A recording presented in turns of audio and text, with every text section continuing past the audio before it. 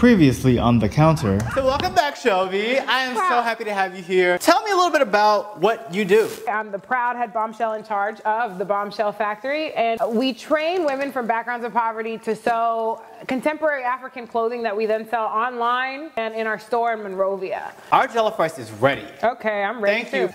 We're going to dig right on in, and I just want you to be brutally honest with me. Okay. Does this jollof rice... It smells perfect. I'm just gonna grab that little Scotch bonnet. You're actually gonna put it on your plate. I ain't mad. The nation of Liberia was formed when freed American slaves went back to Africa. It's amazing to see what could happen if black people from America went back to a land and then did it on their own. Yeah. And it hasn't been perfect. It has not been perfect. You know, but people forget that the United States of America almost became two countries. Right, Do you know what I mean? So, and when we are really looking at Liberia, we're less than 20 years out of war. Less than 3 years out of Ebola. So, you know, I'm proud to be a part of the rebuilding effort. It's gonna take time. Come on guys, come on in. Hi, I'm James, a photographer and online media personality in Atlanta, Georgia. This show is my way of sharing some of my favorite home cooking tips to eating restaurant quality meals on a tight budget through recipes I've learned in my travels and also my West African and Southern American roots. This is The Counter. I know you've done like the Hosea Williams Feed the Hungry and Homeless before. Like, what was that like for you? I enjoy doing service, because here's the thing, we're not on earth to just be self-serving all the time. But if you have a business and you're only self-serving, like, why are you in business? You don't deserve all the great things that will come to you by being a business owner. The best gifts of being a business owner are being able to help other people. Exactly. That's it. For me, it's about being able to pay it forward. So I enjoy doing Hosea Williams when I'm in Atlanta. I enjoy having the Bombshell Factory in Liberia, and even our women there. They train girls to sew in Liberia because I want them to know that at every level you must give back. It's a necessity. So I enjoy this. I enjoy being able to say, okay, look, you've been afforded a lot of privileges in life. And having said that, like, I don't make a lot of money. I'm not one of the wealthy 1%, but I still know that I'm doing better than many. So I know that I have friends who will make me a meal when I come from out of the country to say, I like spending time with you. And everybody doesn't have that. So when you can pass that along, that makes it truly, it's just truly fulfilling. I've been so inspired by what you do, and I love that when the story is all told. When I lived in that dorm room in general, grad I remember school, that. I remember you came in and we taped your reel for WSB. Oh my goodness, yeah. And I was like, James, there's this audition going on, and I'm just really nervous. Like, will I be able to blah, blah? And you were like, just come over. And we filmed this in your first studio setup situation in your dorm room. Yeah, totally. He told me how to go edit it, how to everything, and it was just like, he was like, obviously I'm going to help you. You know what I mean? There was no question about it. I wasn't sure, I wasn't confident, and you were like, no, you're going to go for it. Obviously you're going to go for it. So just from then to now and into the future, you want more? Yeah. What do you think about it, Justin? So delicious. Excuse me? What do you think about it, Justin? This is a family show. And now you know I cuss like a motherfucking sailor. I ain't cussed in the demo. It's delicious food. Wow, great. I like spicier foods. But this is good for anybody who isn't ready for spicier foods. One day we'll have a discussion about fried pepper. But that's for another episode. I use either Scotch bonnet or fried pepper. Now, I'll be honest. You're a G.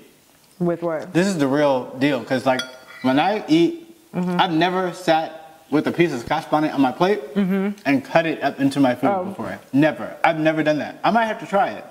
Not right now. Okay, I'm like, you want it?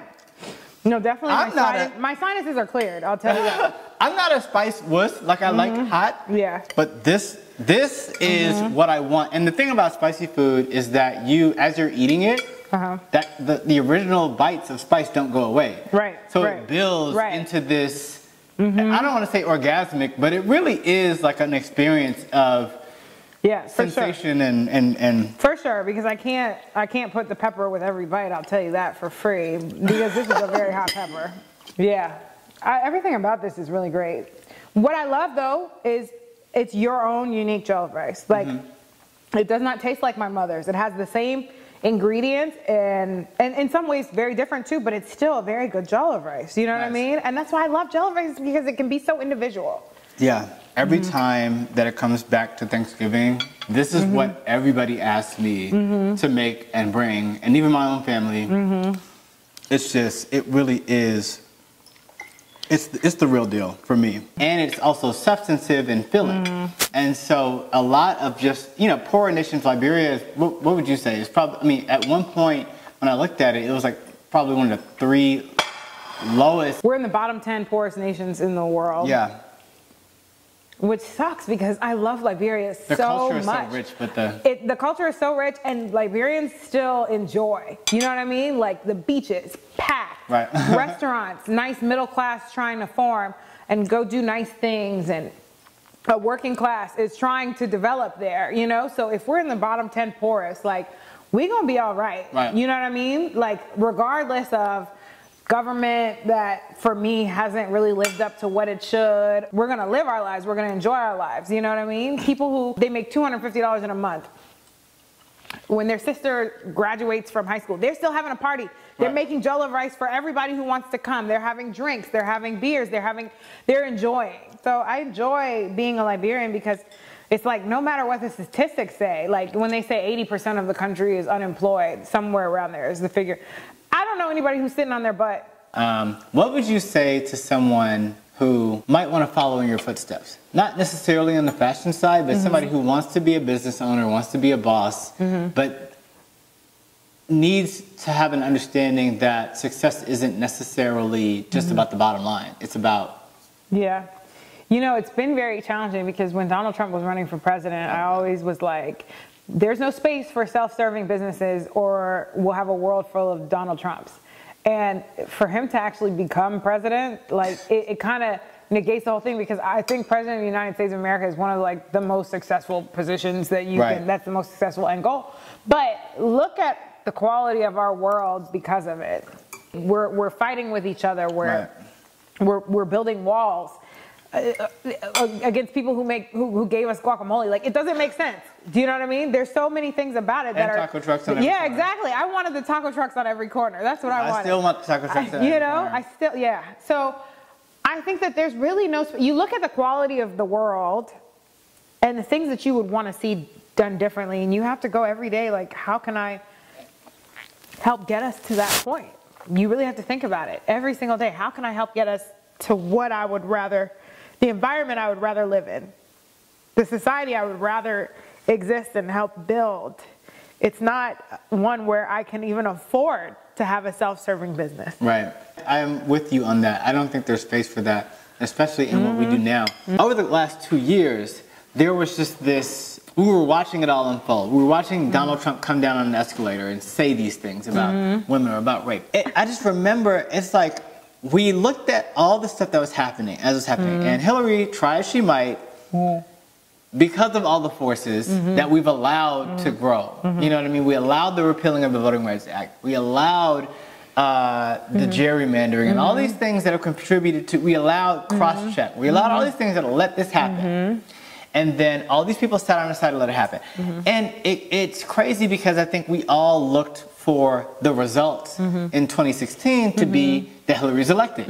We've won, we've proven ourselves. And I think maybe that's not the takeaway. Over the last year, it's been like a healing thing, but it's kind of like you look at how the conversations have changed and how people have sort of, it turned on for some people, which may not be what we want in the immediate space, but the same people who learned that lesson for the first main time and feel that pain now that they never felt before because they were in that bubble, those people aren't going to remember, they're not going to forget how that felt on November 11th, 2016. So hopefully we've got lifelong lessons of people, generations of people who now are committed to the idea of preserving that justice and keeping that. But do we though? Because here's the thing. There are people who are alive now who remember what it was like when white people and black people had to use separate water fountains. Right. And still we're fighting the fight of, I don't understand white privilege. I mean, your family made more money than my family last year. You have more. Do you know what I'm saying? It's like, so we want to kind of say, okay, there's this generation, there's this feeling that will be passed down generation to generation. But if so, then they would have passed down what the world before civil rights movement felt like too. Do you not think? I think that I think the lessons that are learned are different. Okay. Right? So like, we're talking about gun violence. We see it happen in Las Vegas. We see it happen in Texas. As all this stuff is happening, you got this fool with this 10-gallon hat and the pistol proudly doing this. Then the child molestation, child rape accusations come up, and you got all these people who are just like, well, I don't know that it happened. You innocent until you're proven guilty. Yeah, no problem. You did. And it's like, okay, at some point, we're not determining whether this man is going to go to jail. Right. We're determining whether he's going to be one of 100 representatives for the union. Yeah. So there's a different standard for whether this person's going to go to jail based on an amount of evidence. That's not even what we're talking about here. Or if they're going to be one of 100 people to represent 340 million Americans. Yeah. So it's kind of, it is sad that we're still having a conversation about this race. But I think at some point, what's happening in our country is going to have to change to where we're more assertive and aggressive about talking about the symptoms and the things that contribute to what allowed this takeover in our country. And I just feel like if more people took the time to confront some of the attitudes against transgender Americans or immigrant Americans or Muslim Americans, whatever, then it would begin to tear down those walls brick by brick.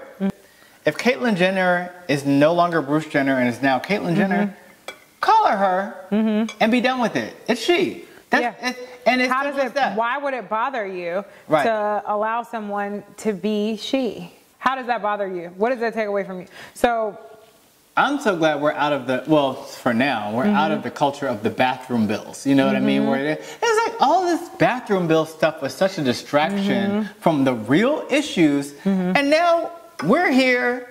Every week, I'm calling my senator about something. And I've never been that person. I vote every election. I vote in special elections. But I've never been the one to call my senator or call my representative. John Lewis is my representative. Hello. Living in Atlanta, Georgia Tech, every time I get to vote for John Lewis, I cry in the voting booth. I cry in the voting booth. I'm like, thank you so much for everything you've done for my I love me some John Lewis. Yeah, which is why also, anyways, if you don't, you can edit if you don't want to pause it. Which is why Bernie Sanders made me so angry. Because everybody was like, he's a civil rights legend. I'm like, no, actually, I vote for a civil rights legend. Right. I do. And his name is not Bernie Sanders. He's actually John Lewis. But what was so ironic about that whole thing is that when, like, the story was... John Lewis is the last living planner of the March on Washington that Bernie Sanders attended as a guest. Allegedly. Which is fine, which is great. But it's just kind of like, you have a planner of the movement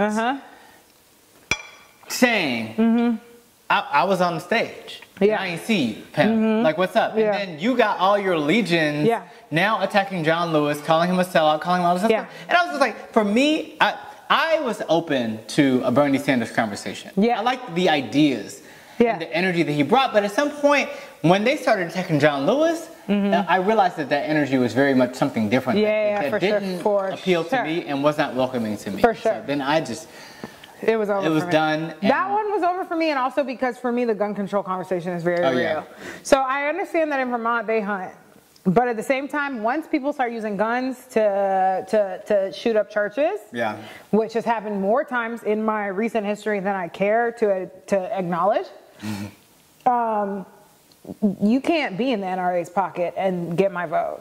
I don't care what your constituents have been using their guns for.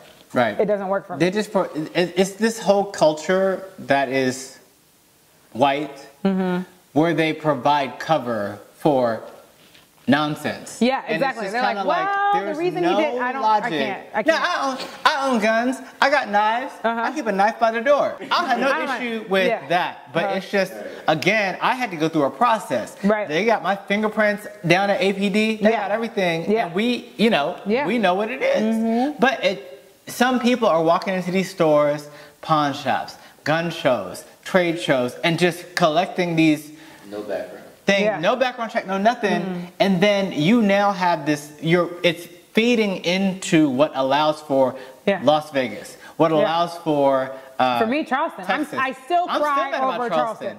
I cry because the Charleston Massacre changed my life. It was when I just gave. I never give up. That day.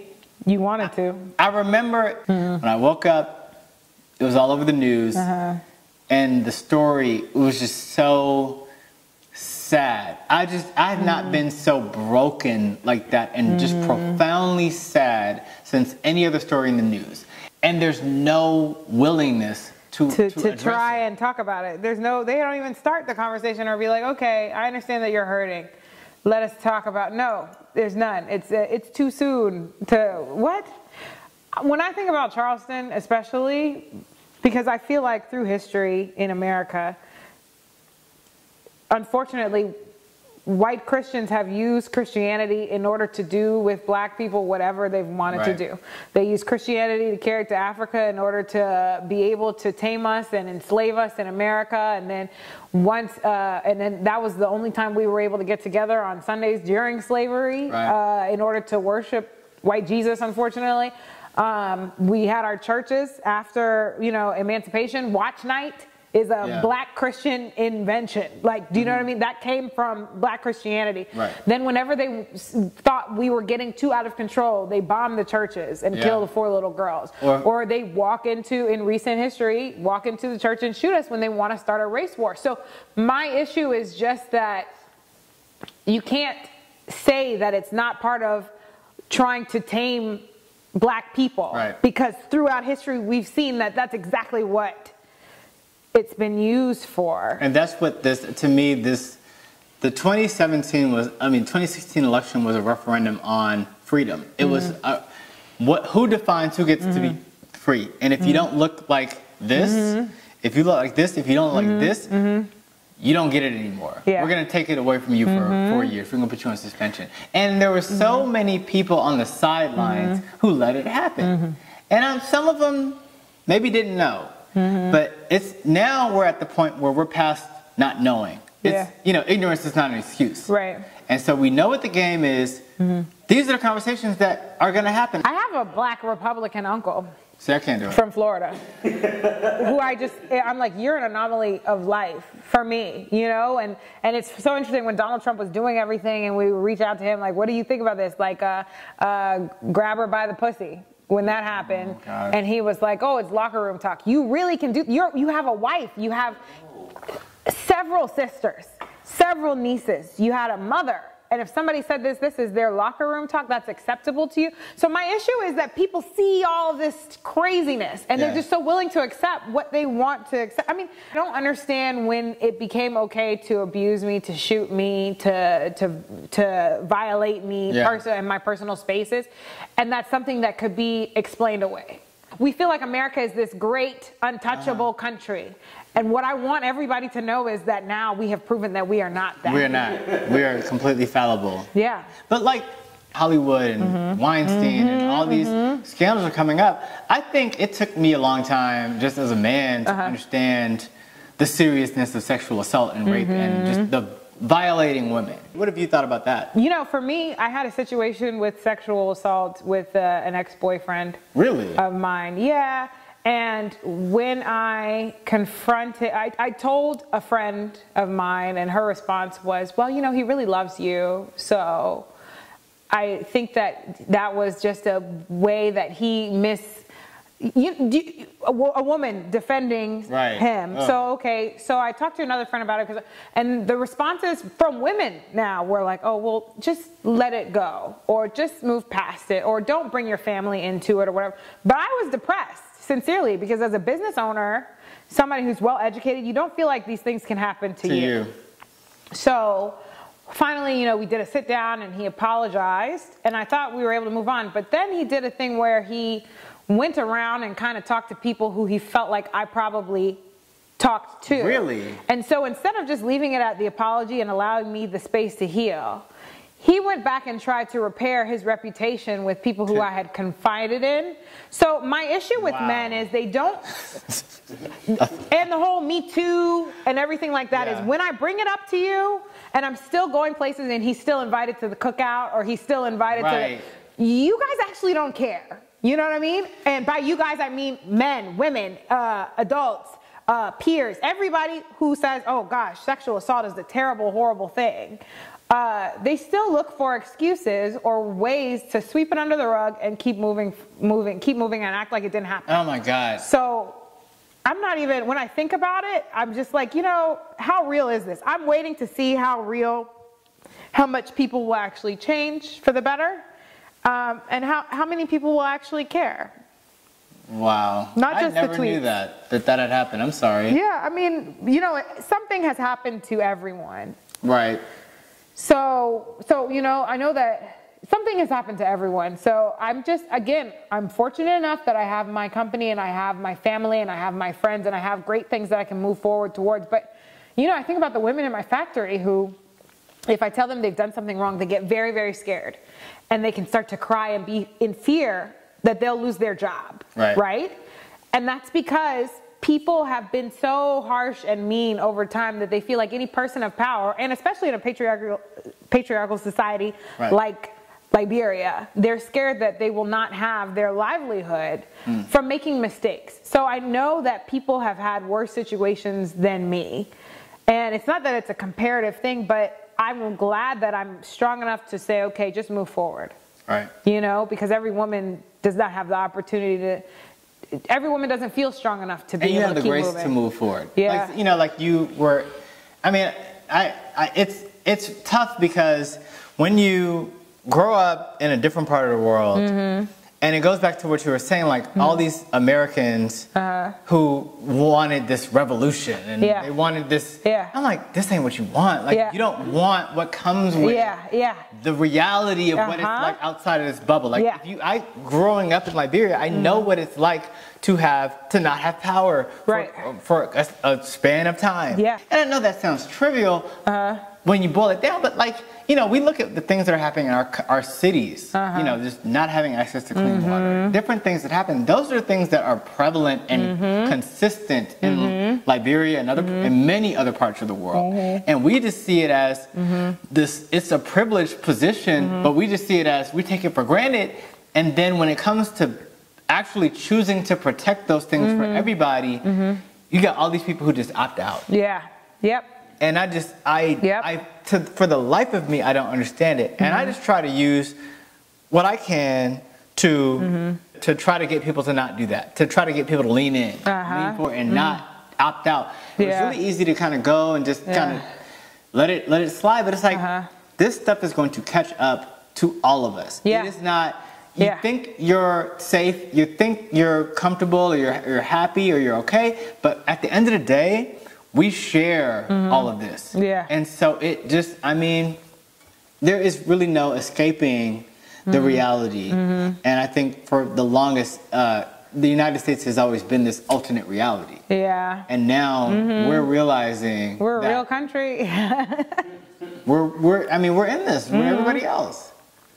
So there's been so much to unpack over the past 2 years. You know what I mean?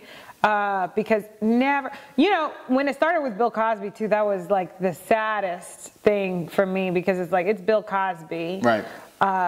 Basically, if I had not seen him display a whole family on television, I wouldn't have seen a black family on television. Do you know what I mean? Or if I had not seen him put black students in college, I would not have seen black students in college on TV and known what that looks like. But at the same time, you can't justify away sexual assault. You just can't. So when it started there, and then now it's moved on to all of these white men who have abused their power over these women, you know? And it's like, as the voices continue to come out, I mean, I appreciate that people feel the courage to speak up, right? Yeah. And I know that as we use our voices, we can try to implement some change. I'm just curious as to what will be the change. What are we going to say? What is actually going to come of all this? I just want to thank you so much again for just sharing your story, allowing me to share this recipe, this version. Thank you for this jollof meal. rice with you. And I know you've traveled a very long way to be here, and I just welcome you back to the States for the holiday Thank season. you. You're welcome back at the counter anytime you choose to join us, and so are you, our viewers out there. Thank you so much for watching this episode of The Counter, where we made one of my family favorites, jollof rice. I hope you will try this recipe at home and let me know what you think about it. Make sure to like, comment, subscribe, and share. I want you to retweet this and repeat this. If you like what you saw here, make sure to tune in to future episodes of The Counter, as well as checking out past episodes at www.thecountertv.com. And lastly, if you really want to support, I'd love for you to become a producer level sponsor of this show. That's right. Everyone who donates $100 or more becomes a producer level sponsor of this show, and that allows me to buy things like ingredients for our demos, pots, pans, anything that we need to produce this show. So I appreciate your support, and you can do that by using the link www.paypal.me/jkh2. Thanks for watching. Look forward to seeing you next week.